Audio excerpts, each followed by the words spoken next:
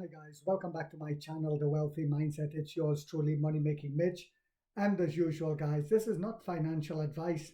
Please do your own due diligence and research. Happy Monday yet again. Even though it's a holiday here, Money Making Mitch will keep working for you guys. You see, before I go on with today's video, I just wanted to say I saw Claudio Afonso. For those of you guys who know who that is, he's a propagandist that spins everything in a negative light towards Neo on X, and now he's doing it on LinkedIn. So whenever he put out a propaganda piece, I put one of my video in the reply section. Well, for some reason he didn't like that, and he told me he would block me if I keep doing it. And I told him he's sick and he's weak. I want to apologize to him for saying no, no, I will not. He is sick and weak. But anyway, guys, Neo's bold and growing sub-brand Firefly has delivered its 60,000th vehicle globally, the company announced Saturday via Weibo.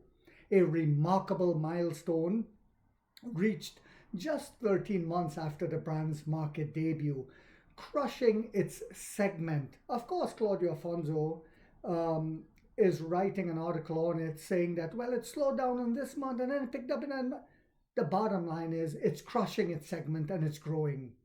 In the first 23 days of May alone, Firefly handed over 4,023 EVs to customers worldwide. That figure already surpasses the entirety of May 2025, the brand's very first full month of deliveries, when 3,680 vehicles were delivered with a full week still remaining in the month. That translates to a year-over-year improvement of more than 9%, a strong signal of growing consumer adoption. The cumulative tally between April 29, 2025 and April 30th, 2026 stand at 55,977 units, delivered a remarkable ramp for a brand less than 14 months old, competing in an intensely contested global EV landscape. Excuse me, guys. April's delivery count of 4,980 units followed a standout March performance that saw Firefly post one of its strongest months ever. The brand continues to build on that trajectory, my dear lads, supported by a refreshened version of its debut hatchback launch on April 7th in China. The update brought new color options, expanded driver assistance capabilities. Yes, this is not a sub-brand, it's a premium brand.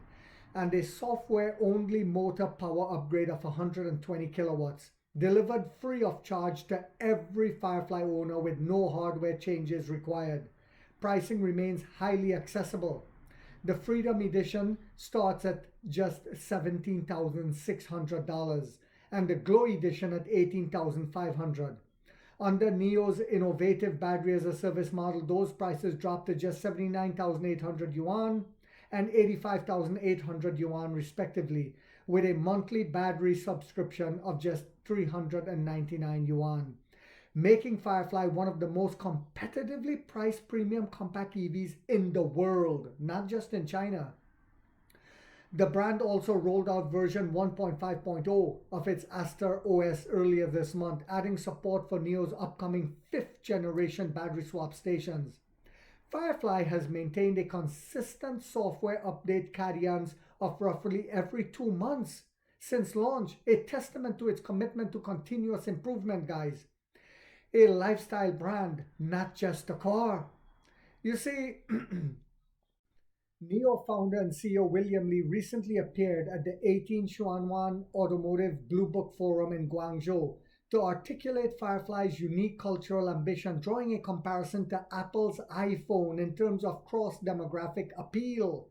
A young graduate can afford it, but a wealthy executive can also drive it to take their children to school. Li said, framing Firefly as a lifestyle and fashion brand that transcends conventional automotive categories. Li also confirmed that Firefly now commands approximately 70% of China's premium compact EV segment, a dominant market position that underscores how quickly the brand has resonated with consumers. Perhaps Firefly's most exciting dimension is its international ambitions. Neo has positioned Firefly as the spearhead of its global push, guys. That's how much confidence they have in Firefly as a premium little boutique car. with Lee stating in an internal letter that while NIO leads at home, the global hierarchy reverses with Firefly first. Since debuting in Europe in August 2025, with deliveries in the Netherlands, Norway, Firefly has expanded to Belgium, Denmark, Greece, Austria, Portugal, and Luxembourg, and Costa Rica. Right-hand drive production launched in November opened further doors in Singapore, Thailand, and other markets. In fact, one of my subscribers sent me a little clip with the lady in the Costa Rica store saying a big hi to me. Maybe I'll put that in here.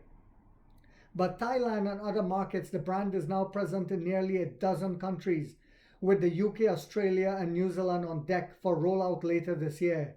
Brand chief Daniel Jin has set an ambitious target, launching in 20 to 30 countries in 2026, guys, with NIO aiming for a presence across 40 countries and regions by year end. Last month, NIO's Senior VP of Design, Chris Thomason, unveiled a One of Firefly customization concept at Milan Design Week, marking NIO's debut at one of the world's most prestigious design events and sending strong signal about Firefly global lifestyle credentials. The Firefly momentum comes against the backdrop of a financially strengthening NIO Group. The company delivered 83,465 vehicles in Q1 2026. That is in the toughest time of the year, a 98.3% year-over-year increase. This is how we know the stock is being manipulated, because it'll only grow from there. With vehicle margins reaching a healthy 18.8%, NIO achieved its first ever quarterly profit in Q4 2025 and remains profitable on an adjusted basis heading through 2026. With vehicle margins climbing, volume scaling across 3 brands, and Firefly building a global footprint, NIO is positioned to make 2026 a defining year on its path to sustained full-year profitability. With 60,000 deliveries already under its belt, a growing international presence, Firefly is no longer just a promising new brand. It's becoming a genuine global contender.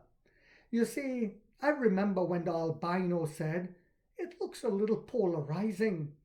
He recently also said, according to one of my subscribers, that NIO will not be one of the 5 car companies that will survive. I truly believe he knows what he's doing. He's vicious and wicked. He's trying to mislead people and keeping the share price down and doing so as well because he has a large audience. Sadly, he gets away with it. But I hope you guys found this video yet again to be informational, inspirational, and motivational. If so, guys, don't forget to hit the thumbs up right there. It takes a lot of time to do these videos and the editing. And if you haven't yet subscribed, you might want to think about doing so, because in this channel, we are waking up the middle class for the first time to get a major piece of the pie from the ground level up as to how the games are played on Wall Street. And like 50 said, we get rich or we die trying, guys.